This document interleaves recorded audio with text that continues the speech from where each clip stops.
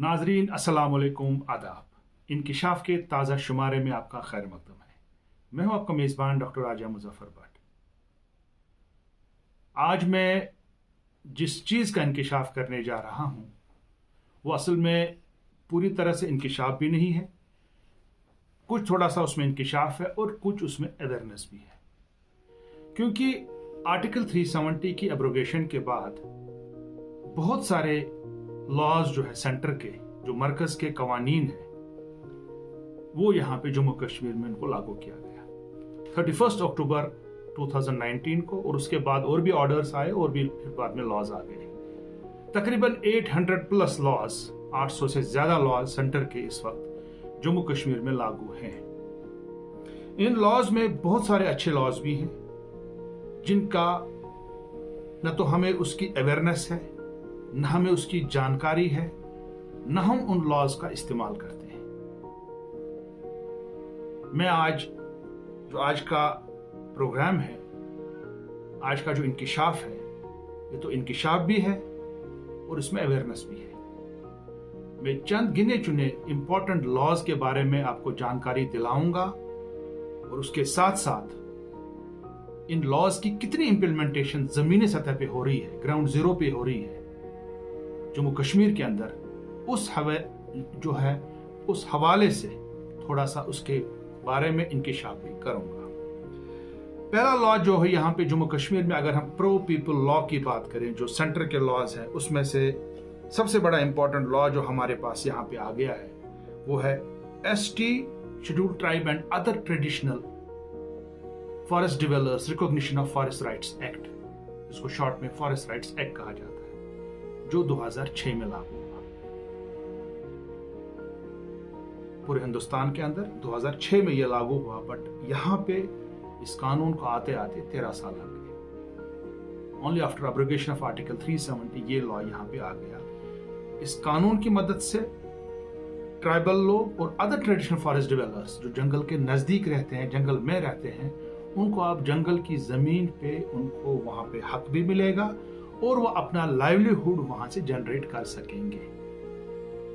पहले भी ये लॉ यहाँ पे बनाया जा सकता था, आर्टिकल 370 के एब्रोगेशन से पहले जम्मू कश्मीर ने ऐसा कानून कभी नहीं बनाया। ये तो बहुत ही अनफॉर्चुनेट है। राइट टू फेयर कंपनसेशन, या हम उसको बोलते हैं land acquisition rehabilitation and resettlement act, LARR। उसका लंबा चौड़ा नाम है right to fair compensation and transparency in land acquisition rehabilitation and resettlement act. Short form में इसको LARR एक्ट कहा जाता है। 2013 में सेंटर ने लागू किया, पार्लियामेंट में पास हुआ। जम्मू कश्मीर में एक कानून नहीं था और जम्मू कश्मीर में महाराजा हरि सिंह साहब का कानून 1934 में लैंड एक्विजिशन एक्ट 1934 संवाद 99 पे ही उसके तहत ही जमीन को एक्वायर किया जाता है। पहले वाले कानून में जो हरि सिंह साहब का कानून था, उसमें खाली आपको 15% जाबराना मिलता था, सोलेशन मिलता था, और लैंड का जो सर्कल रेट देखा जाता था, स्टैंप रेट देखा जाता था उसके हिसाब से। But under the central act LARR act 2013, इसमें जो है एक तो आपको मार्केट रेट के हिसाब से पैसा मिलेगा और रूरल एरियाज में 4 टाइम्स ज्यादा, और जो हमारे अर्बन एरियाज है वहां पे double the market value of land. Plus इस कानून में है रिहैबिलिटेशन एंड रीसेटलमेंट। अगर आपकी जमीन चली गई 80% 90%, आपको रिहैबिलिटेट किया जाएगा, आपको नौकरियां फराहम की जाएगी, आपको जॉब भी दिया जाएगा। ये है ये।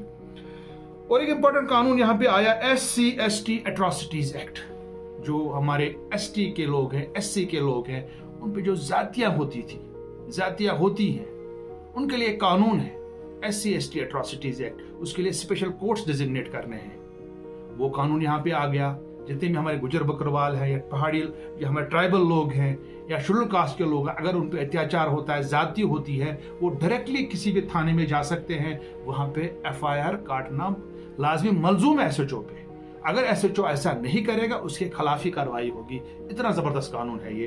बट इस कानून की इंप्लीमेंटेशन ग्राउंड सतह पर नहीं हो रही है, स्पेशल कोर्ट्स नहीं बनाए गए हैं। Transgender persons protection of rights act 2019, जो हमारे ट्रांसजेंडर लोग हैं, ख्वाजा सराज उनको बोलते हैं, जिसमें ट्रांस मैन, ट्रांस वुमेन, उसमें फिर बाकी लोग भी आ जाते हैं, तो उनके लिए कानून बनाया गया है।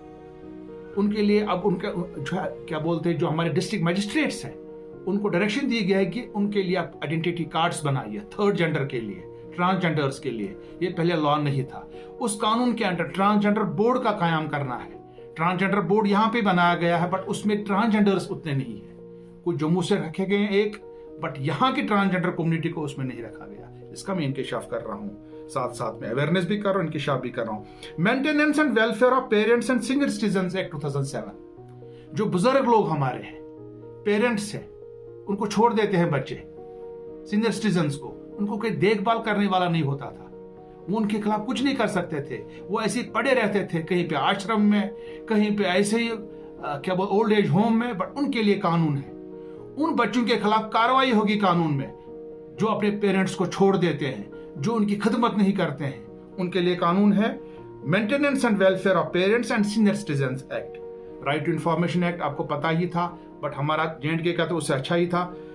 Right to education act, right to education act, अब गरीब आदमी भी जो है अपने बच्चे की पढ़ाई प्राइवेट स्कूल में कर सकता है, और प्राइवेट स्कूल को सरकार की तरफ से फीस मिलेगी। मतलब गरीब लोग भी जो है, मजदूर लोग भी जो है, प्राइवेट स्कूल्स में अपने बच्चों का दाखला करवा सकते हैं under the right to education act, और उनकी जो फीस भरेगी वो सरकार भरेगा। कंज्यूमर प्रोटेक्शन एक्ट 2019, इसके हवाले से पहले भी इंकशाफ किया है मैंने।